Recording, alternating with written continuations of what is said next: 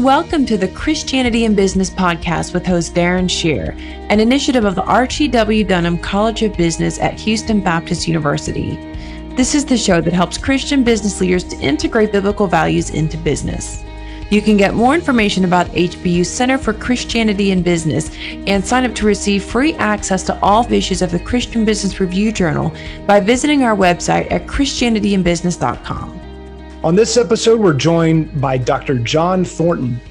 John is the LP and Bobby Leung Chair of Accounting Ethics at Azusa Pacific University's LP and Timothy Leung School of Accounting, and he hosts the soon-to-launch Getting Rich Right podcast. You can get more about that and sign up, and you'll get notified as soon as it launches. Go to gettingrichright.com to sign up, and that's being launched with Moody's Gary Chapman team.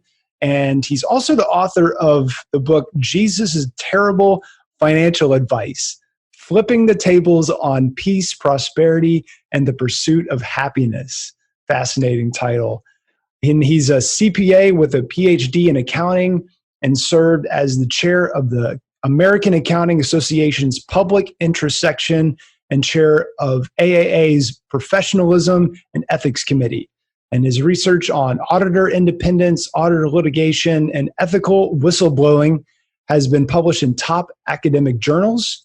And his TEDx talk, Flipping Rich, is one of several innovative ways he encourages people to handle wealth and with integrity. And that shock factor is definitely working. Very tasteful as well. So John, welcome to the Christianity in Business podcast.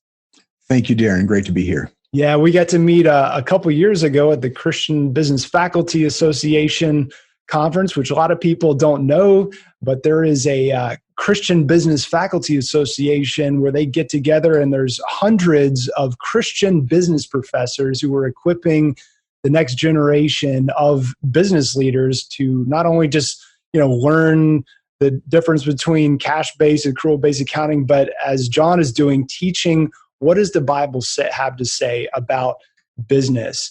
So, John, what led you to start studying what Jesus and the Bible have to say about money? Well, I happen to be a CPA and PhD now, but I started out as a Bible major. I'm a dropout from a little Bible school up in the Portland area called Multnomah. In fact, they are kind of famous for Multnomah Press. So I've always, I grew up in a family that loved God, loved God's Word.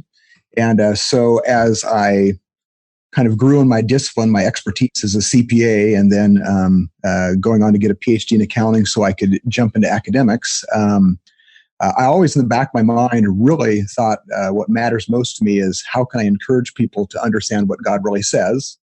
And in fact, I think of my ministry in life as the second half of the Great Commission, where after being baptized, teaching them, as Jesus says, to obey everything I've commanded you. And so since I understand money, and we have a great money story, I give it in Jesus' Terrible Financial Advice. The reason the title of that book is his advice ruined the book I wanted to write on his behalf. He just didn't say the things that I wanted to say. And in a nutshell, I had this great story of how we went through lived at half of poverty income for about 6 years. While I was getting my PhD, I was trying to free up time to I was a summer camp speaker, and trying to free up some time and have a day job being a professor that covered my bills, but then freeing the summer up to speak to kids, to youth. And in that process, when I finished, I realized living off of half of poverty income, my family had doubled in size, while my net worth doubled in size. I didn't go bankrupt at $8,000 a year. God actually prospered me. And a funny little thing to motivate yourself in budgeting, you need a little bit of a lure. And ours was, if we had a little money left over, we'd travel. We realized we'd been to Disneyland, Disney World, and Maui 3 times. And so so I thought, hey, here's this cool story. I'm going to tell how, God says, follow him, put him first. And he's going to take care of the rest. And that's true. That's part of it. I'd heard, I was listening to people like Larry Burkett back then, was around with Crown Ministries, some great stuff. And I thought the Bible was going to tell me to get out of debt. And truthfully, one half of one verse in the entire Bible, the borrower is slave to the lender. The most preached half of one verse from Christian financial counselors. But I was really shocked with the Bible having 1,300 passages on wealth.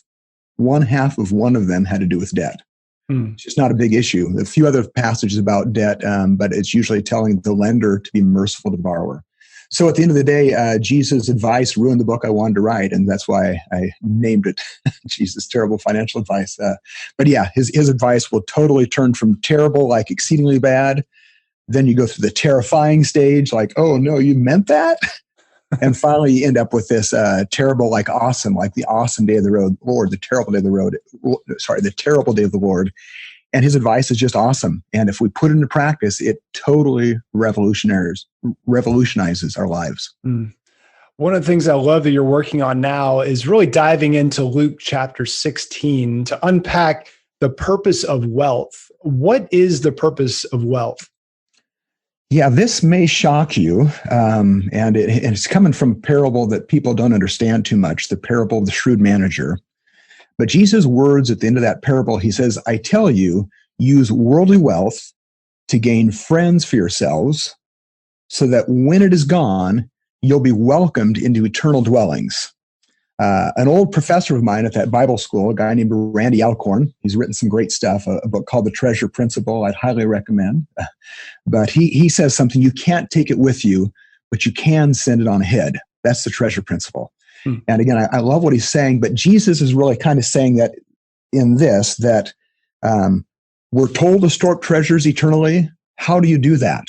So Jesus not only says, here's the point. And by the way, this is the point of anything God has given you, not just wealth, okay? But we sometimes talk about time, treasures, and talents, right? So some people low on wealth might be rich in time, right?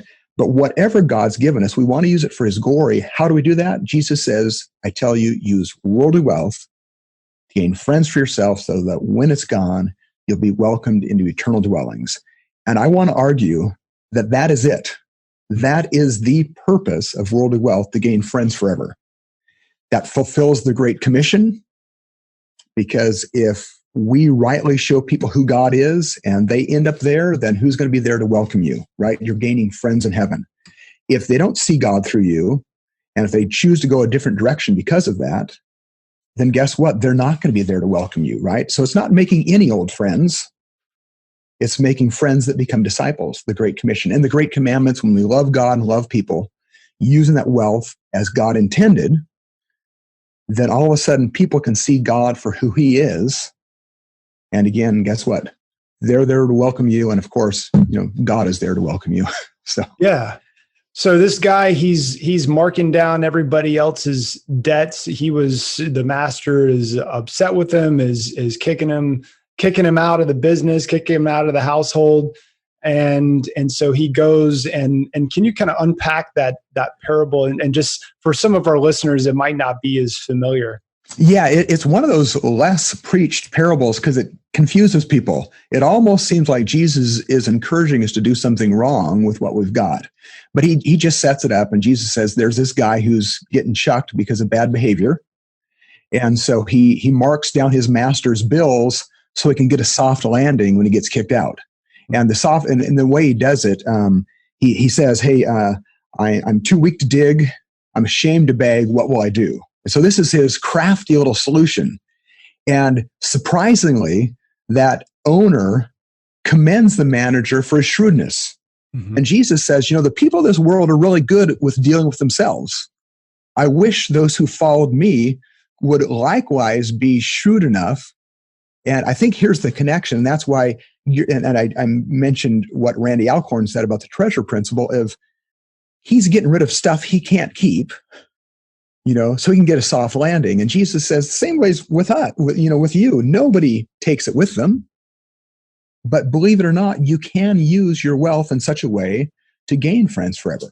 Yeah. And that's how he's setting it up. So again, I hear different sermons on this, and I don't want to go too far into what it means. I'm so excited about this advice, though, because right after it, he tells us exactly how. He gives a really simple 4-step plan that goes way beyond Dave Ramsey, for example. I like Dave's work. He tells people to be responsible, get out of debt. And that's cool. but what now? Yeah. I've been out of debt since I was 27 years old. That's when I paid my first house off. Okay. And so, that all worked out. I get the financial stuff. That's me. Okay. I am a CPA. I get money, but now what? Yeah. Yeah. And that's what I'm excited about, is that whole now what? And Jesus has this just really simple plan, 4 steps. Yeah. And I think that does it. Yeah. So let me just give you all 4 real quickly, and then we can break into a little bit more. But Jesus, right after he says this, he tells us how. It's just a couple verses. He talks about, if you're trustworthy with a little bit, you'll be trustworthy with much. And by the way, if you're deceitful with a little, you're going to be deceitful with much. So step 1 is just be worthy of trust. Okay. And then he says this little to much thing, right? How do we make it grow? Right. And you see Jesus doing these miraculous things, right? Of turning a few loaves and fish and feeding a lot of people. And yet that's how God does it. I think he says, be trustworthy with whatever that is I've given you. This is a little bit. And so the second step, if you will, after we're being worthy of trust, is growing it from little to much. And then the next step, and one that I think some people who want to be really spiritual miss how spiritual this is, but Jesus says, if you haven't been trustworthy handling worldly wealth, who's going to give you true riches?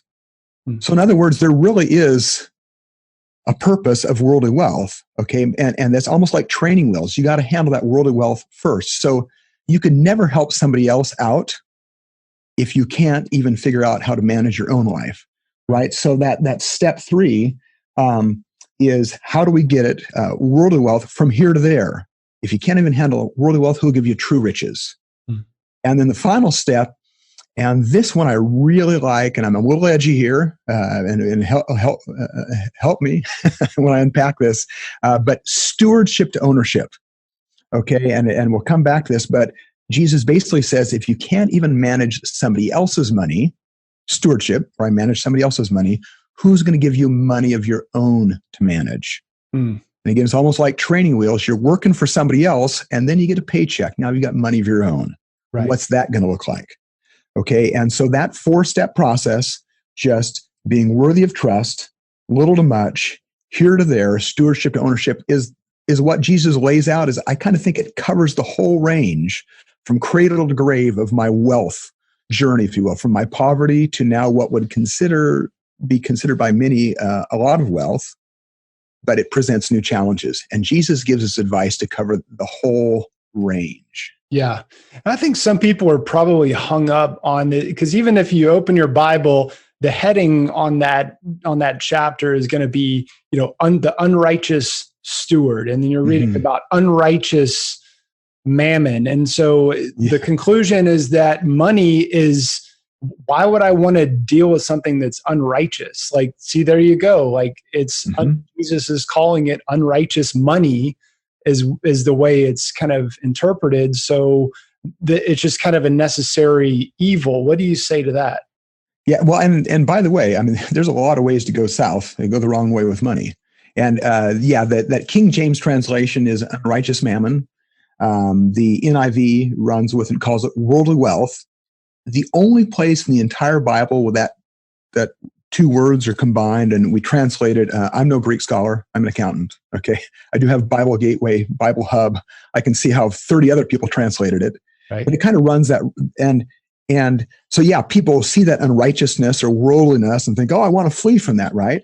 Well, Jesus is just saying, use the stuff of this world, whatever I've given you, right? Use it for my glory. Right. And so money, economists tell us that money has 3 things you can do with it. It's a medium of exchange, right? So it just gets rid of the barter system, makes life easier to have transactions. It's a unit of account, so you can kind of be accountable or keep track. Okay, and then it's a store of value. Yeah. So you can store it up, so money itself, and people point this out often, that it's not that money that's bad; it's the love of money and so forth. I will say that love of money loves to rear its head, so don't poo-poo that advice. But Jesus is actually saying there is one good use, and it's the only place I see that. 1,300 passages on wealth. It's the only place when we get unrighteous mammon, there you have it. It's not anywhere else but right here in this passage. Yeah. I also thought it was interesting that I was looking at this because you really kind of piqued my interest to dive into this before our interview. And I looked into the Greek as well. And it's the same, it's a little bit of a sidebar here, but the same term used there for unrighteous as an adjective to describe money is the same term used to describe the steward. Oh, I like that. I don't know why. I just thought it was curious kind of why, why he would use the same term to describe the steward as the actual money itself. Yeah, that's a great question. Good. I'm gonna have to say good food for thought. I'll have to. Because it seems like the issue there is why it would be thought of as unrighteous is because of how deceptive wealth can be. Is that kind of what like you were talking about the here to there kind of really getting to the point where we're not just looking at things for temporary purposes, but that we, like in the parable of talents, you can enter into the joy of your master and start to view things the way he views it, right? Going from stewardship to ownership, I think is what you're talking about as well. Yeah. Well, and I love the fact that you just brought in deceitfulness there, deception. Because when I did, at one point, I just read the Bible and highlighted every passage on wealth. I know I could do other ways of finding it, but I just read through it, took all those passages, put them into a Word doc one time, typed them all in, 112 pages, 12-point font, single space. So a lot of stuff to look at. So as an accountant, as you might guess, I put it into a spreadsheet, double coded it. The number two category of all the things the Bible says about wealth is it talks about deception. Yeah. Okay. So by the way, I find no place in the Bible where God says he's going to curse somebody by making them rich. But the wealth becomes a curse for us when we don't humbly submit it to his lordship. And so often it just takes up your time. And that's why I think this 4-step process is so important. Jesus starts with worthy of trust, right? And a lot of times, so this word right, and I think this is super important, right has two connotations to it. There's a righteous versus wicked. Okay. And you kind of think of maybe the character component of a person. But there's also, when you use the word right, there's a correct versus incorrect, right? Like 2 + 2 doesn't equal 5. That would be just an incorrect answer. There's nothing immoral about it. It's just wrong. It's not the right answer. And so that would be what I would call kind of the competence piece of the word right.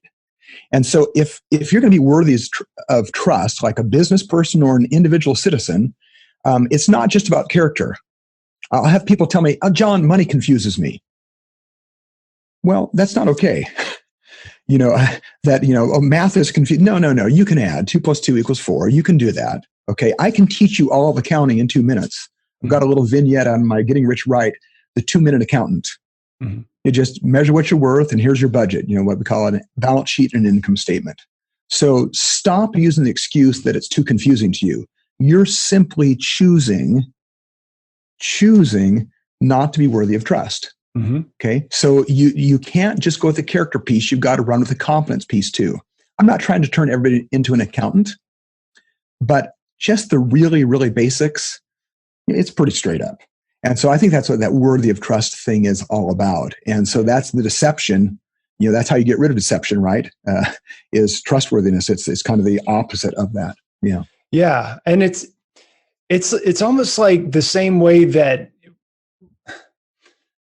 I wonder if Jesus he's referring to the guy as deceitful. He's referring to the money as deceitful, and he's referring to the steward as deceitful as well. It's like he just kind of co-opted that concept to kind of paint a picture that like he was operating just kind of in a worldly, temporal type of mindset with money at one point, and then he got shrewd, and that's kind of the calling, right? Is to become shrewd with money. And shrewd in general, shrewdness as in looking to eternity, right? Absolutely. I mean, and that's one of those things. I've always found it challenging. I'm really good at money because I get it. I mean, I've got a lot of education in it, and so I can tell you how to get treasures on earth. I've spent 30 years of my life trying to figure out those other treasures, the ones that Jesus says are worth it, right? That's what Jesus has us going for, right? And so when some people say, hey, money's just a tool. Yeah, I could kind of agree with that. It's a really super dangerous one. Don't let your baby play with a chainsaw kind of tool. Okay. But it is this tool. And so, what makes the tool deceptive? Well, again, back to, is it, humbly submitted to God's lordship? And if it is, then it's going to be, you're going to be digging for the right purpose. You're going to, your nuclear warheads pointed the right direction. I don't know. Pick the size of tool you're looking for. Right.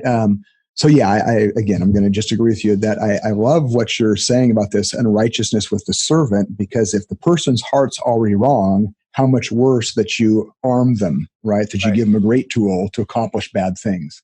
In fact, and I have this little graph I use that it shows character on one axis and competence on the other. A person who has low character and high competence, they're just really good at being bad. Okay, that's what we call a menace to society, right? Like, have you ever seen the movie Megamind? Yes, my kids love that movie. Yes, yeah. He's great at being bad. That's the one thing he's good at. Yeah. And so that's not what we're looking for, right? And that's what happens when you get really good at money, but you're going the wrong direction with it. Right. Yeah. So let's unpack some more of these steps in this rich right plan. Yes. So how do you get? Thank you. At what point do you want to jump on there? Because you've already talked about the worthy of trust and some you've kind of. Yeah. So let me jump on to the next one. How do you get from little to much? When you want to see what the Bible actually talks about related to wealth, there is this wisdom wealth connection. Okay. And even though temporal treasures aren't what we're going after, the Proverbs, the number one rule of thumb related to wealth in all of the Proverbs is simply, if you do something, you'll have something. Don't, you won't. Diligence versus sloth, right? So if you can't get yourself up in the morning, if you won't get your seed planted, whatever, you're not going to have anything when it's harvest time, right?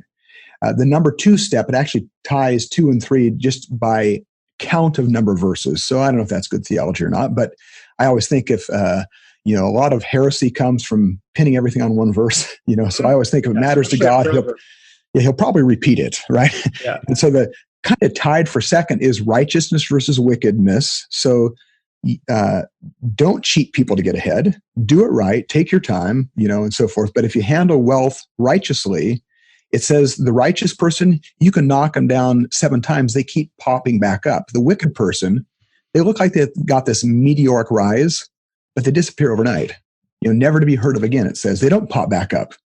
And so the Proverbs say, unlike you might hear in business school, I joke, if I asked my students, do you have to cheat to get ahead? They'd probably respond, no, but it helps. Okay. Well, Proverbs says, no, it doesn't help. Okay. And that rottenness in you ends up causing that whole thing to collapse. Okay. So even products are righteous, right? I mean, I'll just say an iPhone, it works. It does what they said it was going to do. Okay. And we as business people, we've got to deliver on what we promise. Don't overpromise. Promise what you can really deliver on and then deliver that. Meet expectations. So that's, and the rest of the little to the much, the last thing is just generosity versus stinginess. The proverb says, one person gives generously has even more. The stingy person withholds unduly comes to poverty. And so that's how you get from little to much. And I'll say one more thing. Jesus loves using seed and kind of a parallel with money. And there's another parable about a rich man who is a fool who has this big crop and he decides to put it all in the barn. Plenty saved up, which, by the way, doesn't that sound like what we're trying to do in financial planning? How soon can you get it so you can spend the rest of your life doing nothing? Right. Jesus calls that person a fool. And so I think here's why. When we talk about uses of money, it's like seed. Seed, you can eat it, store it, or plant it. right? Well, same thing with your money. You can pay your daily bills, eat it. You can store it. You got to put away some for a rainy day, whether it's retirement or whatever happens, a slush fund, you name it. But to the extent our faith allows us, we want to plant a big field, right? So get it out there, get it working, invest it, right? That's the only way you can get more, right? You can't get more seed by eating it.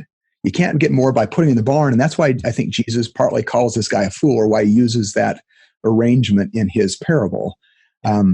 Get out there and use whatever God's given you for his glory. So that's kind of this number 2 step. Yeah. How do we go from little to much? You got to plant.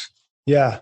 I mean, and how important is it that people, first of all, view themselves as stewards? Because if, you look at this guy in this parable, and if you're a business owner, you're like, if one of my people ever tried to cheat me like that, I mean, like one of the guys I interviewed not long ago was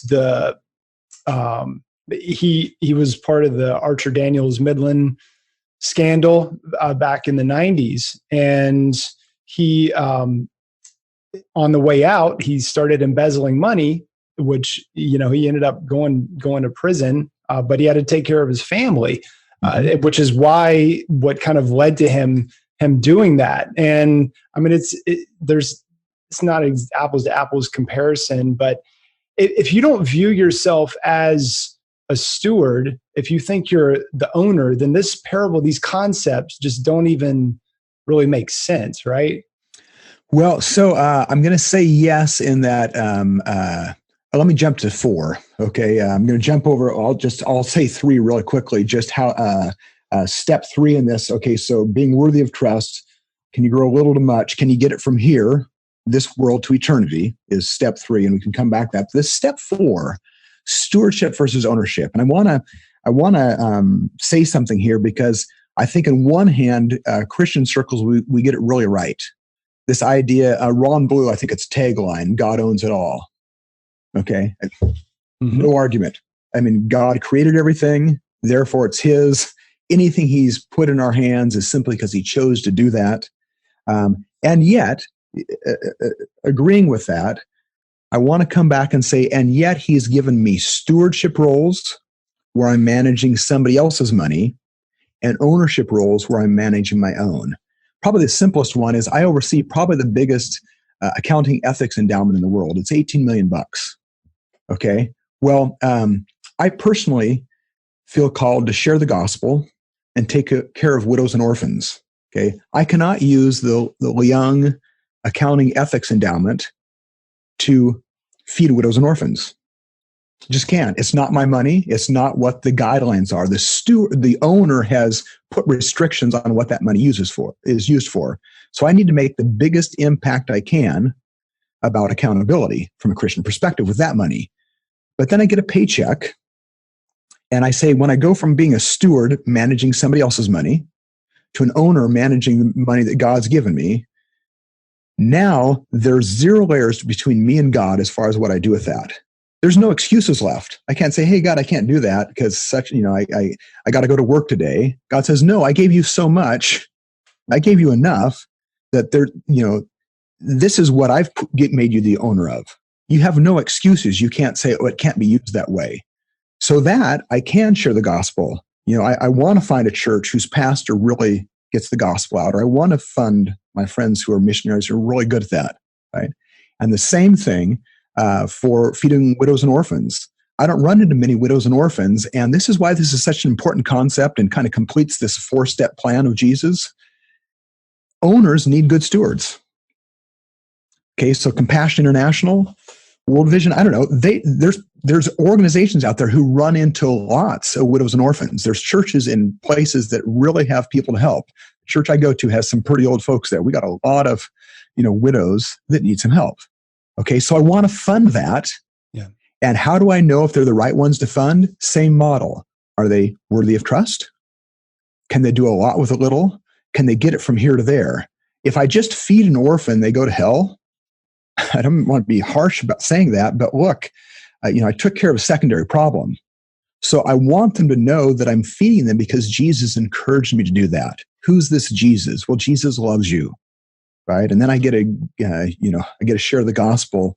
As one famous person said, I get to wrap the gospel in a sandwich, right? Yeah.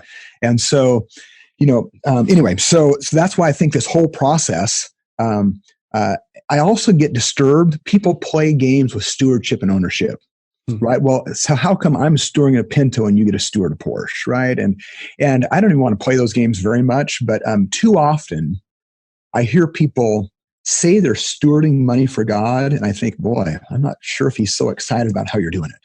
Now that's not my job to judge, but it is God's job to judge, right? And so I think we just need to know, well, what is God aiming for? And once we know that, we dig into the scripture, we see what he has to say. I think Jesus lays out this great plan that when we love other people as God has loved us with the wealth he's given us, and again, sometimes it's my wealth to be used. Sometimes maybe I'm pushing somebody else's wealth around that direction, but I can only push it so far because I'm the steward. And Jesus, again, he uses these very words. He says, if you have not been trustworthy with someone else's property, who's going to give you property of your own? And so even though God does own it all, there's this thing we call risk-free investments in the financial world.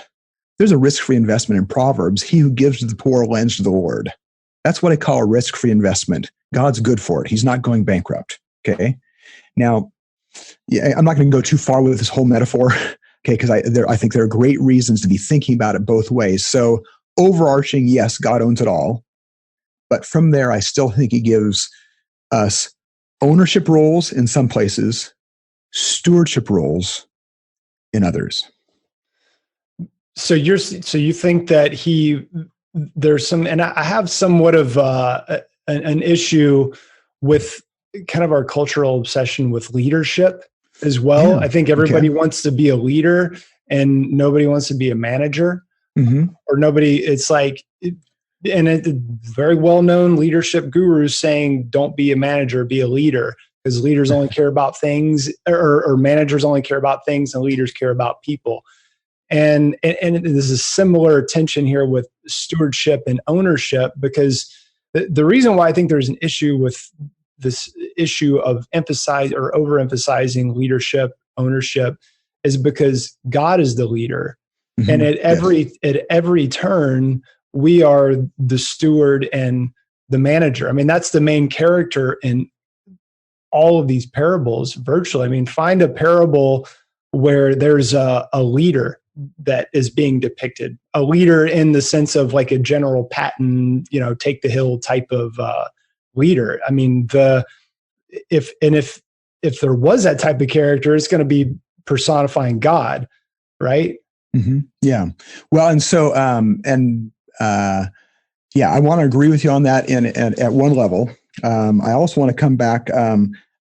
There's one thing I missed in this overarching framework about getting rich right, and that is what I consider the two big problems of money. And the first one is it owns you. What I call the master problem. And most Christian financial counselors, the advice we give you is how to keep from being owned, like get out of debt, be responsible, that kind of thing. When I wrote Jesus' Terrible Financial Advice, it was really aimed at that same master problem. I was just talking about love and fear, because if you love money or fear it, either way, it owns you, right? So that's a really big one half of the problem. The other half of the problem we have with money is instead of it owning us, we own it. Okay, so I'm tying back to this ownership thing for a moment. But when you own it, you now have a ruler problem. Are we going to rule like Jesus as a humble servant, or like the Gentiles who lord it over other people? So I would argue that every time we spend $1, we rule. So somebody made coffee for me this morning. Thank you to the barista at Starbucks. Okay, Even if I say I'm a poor person, well, where'd you get your groceries? I love shopping the 99-cent store. Okay. Somebody still brought food for me. So every time I spend $1, I rule. And by the way, that is why we were put on earth, right? I mean, the mandate to humanity was to rule, right? And so Jesus' disciples didn't understand how it was going to work. Jesus did. And Jesus humbled himself and became a servant. And to me, one of the most fascinating, again, we could go to leadership forever. I know you're an old Air Force officer. I used to teach the Air Force Academy. You know, we taught leadership. By the way, I was in the management part. And we taught management as well. But when we go down that pathway about ruling and what does that look like and what does leading look like, when I see Jesus, and right on the night he's betrayed, we have this really amazing experience or a thing where Jesus says, knowing that God had given him all power, put all things under his authority, and I ask people, finish that sentence. If God gave you all power, put everything under your authority, right? There's leadership, right? Here it is. What happens? Jesus said, the Bible says Jesus got up, wrapped a towel around his waist, and started washing the disciples' feet. And I think he did it to demonstrate what leadership really looks like. Mm-hmm. Okay, because up to this point, he had been serving people constantly. He just served in such a way, it was a miracle, right? Oh, wow, he fed 5,000 people. He calmed the sea. He healed leprosy. Nobody's going to get confused that Jesus is serving when he's down there on his knees washing feet. Yeah. And so Peter doesn't even understand it. Jesus says, you will. Let me explain in a moment. But so that is how we lead, and that is how we rule. So when God has put wealth in our hands, I think our responsibility is when we're running our businesses, that is the power God has given us to serve the people he brings into our lives. Yeah. Right. And so, so again, I don't want to ruin a word. Just C.S. Lewis one time talked about ruining the word gentleman. You know, gentleman's the landed aristocracy, you know, and you can play with it another way and say, well, you know, aren't you courteous? And so whether you want to use the word steward and owner or just choose Jesus' words right here, managing somebody else's property, manage your own. Even when Ananias and Sapphira, they gave their money, by the way, very generous people, right? They didn't have to give it. That's what Peter said to them. Who got you to conspire against the Lord, right? But here they're, quote, being generous with their stuff, okay? But it said it was yours. You didn't have to give it to anybody. And so I'm going to say that God actually gives ownership to people. He just does. Now, granted, that does not mean he's not the Lord of our lives. So we can never get rid of the primary overarching thing that Jesus is Lord, right? But I still want to argue that there's money that there's no bounds on it because it's completely mine because he's given it to me, which I can then give back to him, right? David says, I will not give to God that which costs me nothing. Mm-hmm. Oh, I'm gonna give his cow, right? David said, no, I'm bringing the cow. And so I think it's the same thing, that ultimately that is how we glorify God. That is how we get treasures in heaven. When people see us handle wealth the way Jesus handled his life as a humble servant, bam. Yeah. So I know that's not the end all in this stewardship ownership thing. And I'm glad we're thinking about that God does own it all. I don't want to throw that out at all. I just still say I see two roles in my life. One when I'm working for somebody else, and one when I am now the final say, at least legally, within the U.S. system, and I think a lot of systems in the world across history. Now that's yours. You decide. Mm-hmm.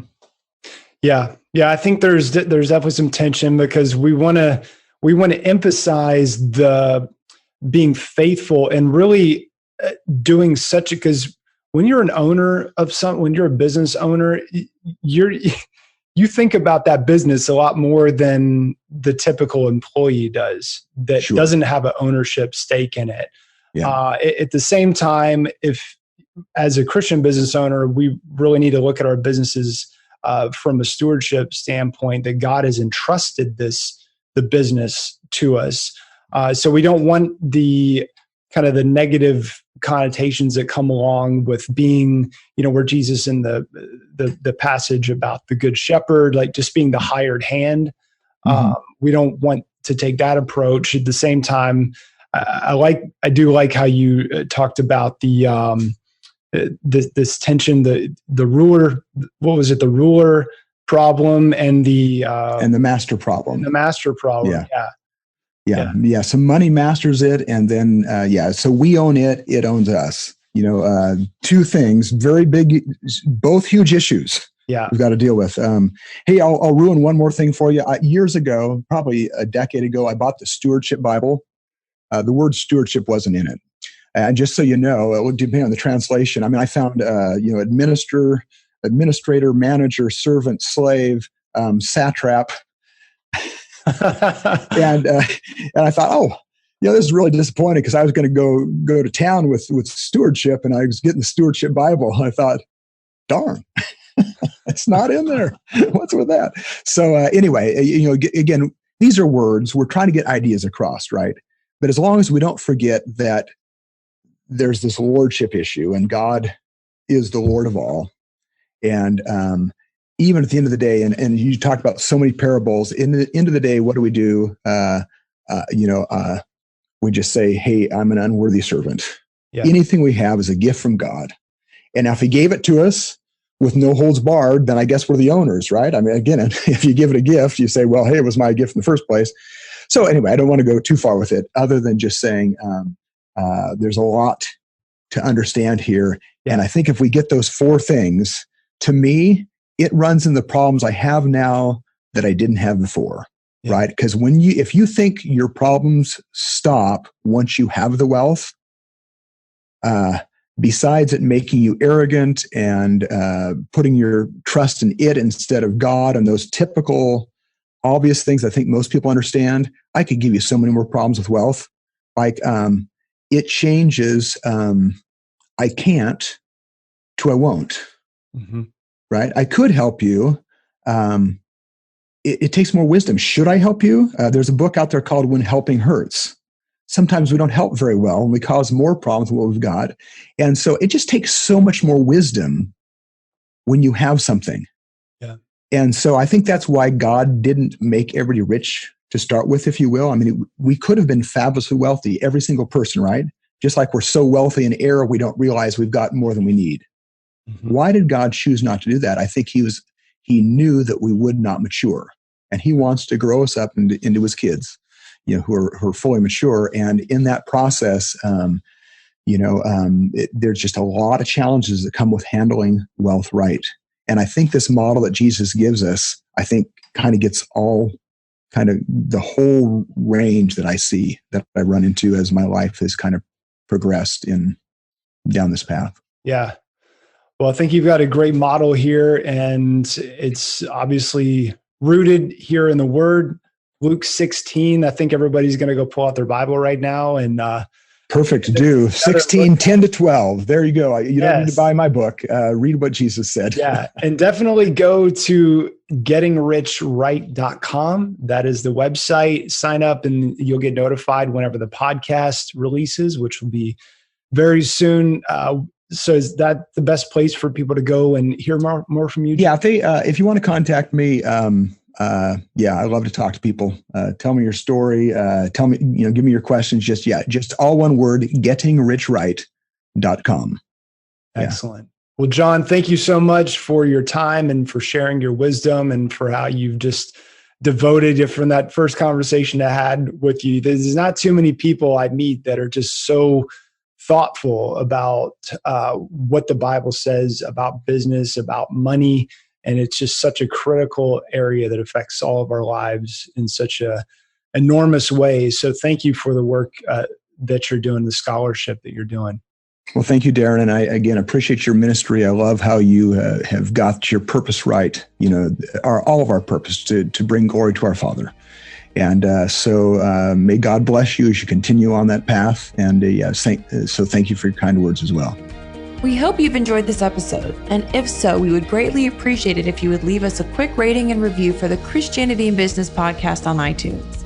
You can get more information about HBU Center for Christianity in Business at christianityinbusiness.com. Thanks for listening, and remember to keep integrating biblical values into your business.